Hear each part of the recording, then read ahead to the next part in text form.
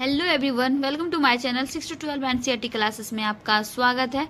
I hope आप लोग भी बहुत अच्छे होंगे। तो चलिए आज हम लोग 5th चैप्टर स्टार्ट करते हैं, जिसका नाम है जनजातीय खानाबदोश और एक जगह बसे हुए समुदाय। खानाबदोश जहाँ जो लोग एक जगह से दूसरे जगह जाके खाना बना के खाते थे, मतलब उन लोग का कोई स्थिर जगह नहीं होता था, उसे खानाबदोश कहते हैं। और जनजातीय किसे कहते हैं आप लोगों को तो पता ही होगा। चलिए आगे पढ़ते हैं। अध्याय 2 और 3 और 4 में आपने देखा कि किस प्रकार राज्यों का उत्थान और पतन हुआ। इस उठापटक के बीच में ही कलाओं, दस्तकारियों और उत्पादक गतिविधियों की नई किस्में शहरों और गांवों में फल फूल रही थी। एक लंबे अंतराल में कई महत्वपूर्ण राजनीतिक, सामाजिक और आर्थिक परिवर्तन हुए, लेकिन सामाजिक परिवर्तन हर जगह एक समान नहीं थे, क्योंकि अलग अलग किस्म के समाज अलग अलग तरीकों से विकसित हुए थे। कोई भी विकसित करने का तरीका एक होता नहीं है। हर जगह जितने भी नगर राज्य थे वो अलग अलग किस्म से ही वो लोग आगे बढ़ते रहे और उन लोग का विकसित अलग अलग तरीके से हुआ। और ऐसा कैसे और क्यों हुआ यह समझना महत्वपूर्ण है। इस उपमहाद्वीप के बड़े हिस्से में समाज वर्ण के नियम अनुसार पहले से ही विभाजित था। ब्राह्मणों द्वारा सुझाए गए ये नियम बड़े बड़े राज्यों के राजाओं द्वारा स्वीकार किए गए थे। उससे उच्च और नीच तथा अमीर और गरीब के बीच का फासला बढ़ा। दिल्ली की सुल्तानों और मुगलों के काल में श्रेणीबद्ध समाज ज्यादा जटिल हो गया। बड़े शहर से परे जनजातीय समाज, अलबत्ता दूसरे तरह के समाज भी उस समय मौजूद थे। उपमहाद्वीप के कई समाज ब्राह्मणों द्वारा सुझाए गए सामाजिक नियमों और कर्मकांड को नहीं मानते थे और न ही वे कई असमान वर्गों में विभाजित थे। अक्सर ऐसे समाज को जनजातीय कहा जा रहा है। प्रत्येक जनजाति के सदस्य नातेदारी के बंधन से जुड़े होते थे। कई जनजातियां खेती से अपना जीविकापार्जन करती थी और कुछ दूसरी जनजातियां के लोग शिकारी या संग्राहक या पशुपालक थे। प्राय वे अपने निवास स्थान के प्राकृतिक संसाधनों का पूरा इस्तेमाल करने के लिए इन गतिविधियों का मिला जुला रूप अपनाते थे। कुछ जनजातियां खानाबदोश थी और वे एक जगह से दूसरी जगह घूमती रहती थी। जनजाति समूह संयुक्त रूप से भूमि और चारागाहों पर नियंत्रण रखते थे और अपने खुद के बनाए नियमों के आधार पर परिवारों के बीच इनका बंटवारा करते थे।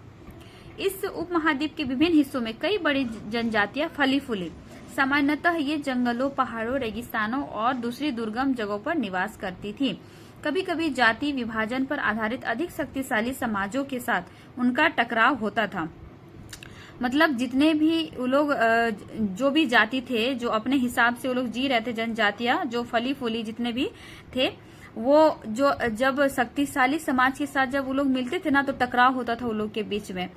बस वही बताया जा रहा है। कई मायनों में इन जनजातियों ने अपनी आजादी को बरकरार रखा और अपनी अलहदा संस्कृति को बचाया। जो जनजातियां थी उन लोग की कुछ संस्कृतियां अलग होती थी और जो शक्तिशाली समाज थी उसकी भी संस्कृति कुछ अलग होती थी, तो दोनों में टकराव होती थी। लेकिन जो जनजाति थी वो थोड़ा नीचे और दुर्गम जगहों में रहते थे, जिसके कारण उन लोग की संस्कृति दूसरे से हटके ही थी। तो उन लोग अपने संस्कृति को बचाने के लिए बहुत कठिन परिश्रम किए थे। लेकिन जाति आधारित और जनजातीय समाज दोनों अपने विविध किस्म की जरूरतों के लिए एक दूसरे पर निर्भर रहे। टकराव और निर्भरता के इस संबंध ने दोनों तरह के समाजों को धीरे धीरे बदलने का काम किया। जनजातीय लोग कौन थे? समकालीन इतिहासकारों और मुसाफिरों ने जनजातियों के बारे में बहुत कम जानकारी दी है। कुछ अपवादों को छोड़ दे तो जनजातीय लोग भी लिखित दस्तावेज नहीं रखते थे, लेकिन समृद्ध रीति रिवाज और वाचिक मौखिक परंपराओं का वे संरक्षण करते थे। ये परंपराएं हर नई पीढ़ी को विरासत में मिलती थी। आज के इतिहासकार जनजाति का इतिहास लिखने के लिए इन वाचिक परंपराओं को इस्तेमाल करने लगे हैं। जनजाति लोग भारत के अलग अलग हर क्षेत्रों में पाए जाते हैं। किसी भी एक जनजाति का इलाका और प्रभाव समय के साथ साथ बदलता रहता था। कुछ शक्तिशाली जनजातियों का बड़े इलाकों पर नियंत्रण था। पंजाब में खोखर जनजाति 13वीं और 14वीं सदी के दौरान बहुत प्रभावशाली थी। यहाँ बाद में गखर लोग ज्यादा महत्वपूर्ण हो गए। उनके मुखिया कमाल खान गखर को बादशाह अकबर ने मनसबदार बनाया था। मुल्तान और सिंध के मुगलों द्वारा अधीन कर लिए जाने से पहले लंगा और अरगुन लोगों का प्रभुत्व अत्यंत विस्तृत क्षेत्र पर था। उत्तर पश्चिम में एक और विशाल एवं शक्तिशाली जनजाति थी, बलोच। ये लोग अलग अलग मुखियों वाले एक छोटे कुलों में बटे हुए थे। पश्चिमी हिमालय में गडरियों की जनजाति रहती थी। उपमहाद्वीप के सुदूर उत्तर पूर्वी भाग पर भी नागा, अहोम और कई दूसरी जनजातियों का पूरी तरह प्रभुत्व था।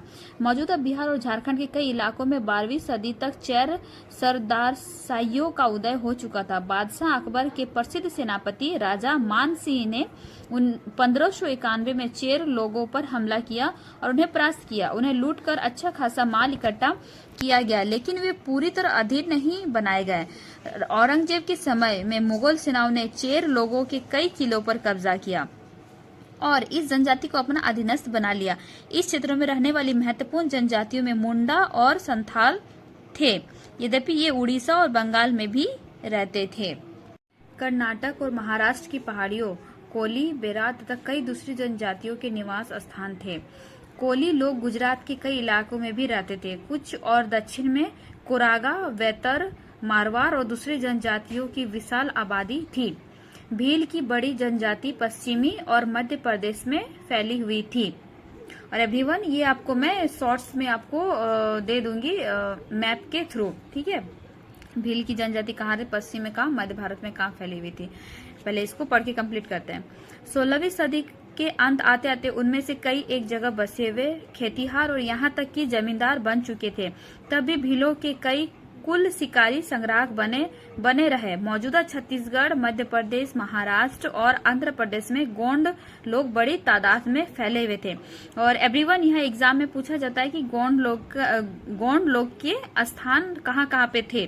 तो गोंड लोग के स्थान थे छत्तीसगढ़, मध्य प्रदेश, महाराष्ट्र और आंध्र प्रदेश में बड़ी तादाद में, मतलब बहुत ज्यादा मात्रा में वो लोग वहीं पे फैले हुए थे। यहाँ पे देख सकते हैं भील लोग, रात में भील लोग हिरन का शिकार कर रहे हैं। देखिए यहाँ पे, देखिए भील दिख रहा है।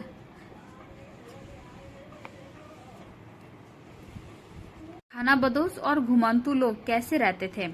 खानाबदोश चरवाहे अपने जानवरों के साथ दूर दूर तक घूमते थे। उनका जीवन दूध और अन्य पशुचारी उत्पादों पर निर्भर था। वे खेतीहर गृहस्थों से अनाज, कपड़े, बर्तन और ऐसी ही चीजें के लिए ऊन, घी इत्यादि का विनिमय भी करते थे। विनिमय यानी बेचते भी थे। और कुछ खानाबदोश अपने जानवरों पर सामानों की ढुलाई का काम भी करते थे, मतलब ढोते थे। एक जगह से दूसरी जगह आते जाते हुए सामानों की खरीद और फरोख्त करते थे। बंजारा लोग सबसे महत्वपूर्ण व्यापारी खानाबदोश थे। उनका कारवा टांडा कहलाता था। सुल्तान अलाउद्दीन खिलजी बंजारों का ही इस्तेमाल नगर के बंजारों अनाज की ढुलाई के लिए करते थे। बादशाह जहांगीर ने अपने संस्मरणों में लिखा है, जहांगीर ने अपने संस्मरणों में लिखा है कि बंजारे विभिन्न इलाकों से अपने बैलों पर अनाज ले जाकर शहरों में बेचते थे। सैन्य अभियानों के दौरान वे मुगल सेना के लिए खाद्यान्नों की ढुलाई का काम करते थे और किसी भी विशाल सेना के लिए 1 लाख बैल अनाज ढोते होंगे।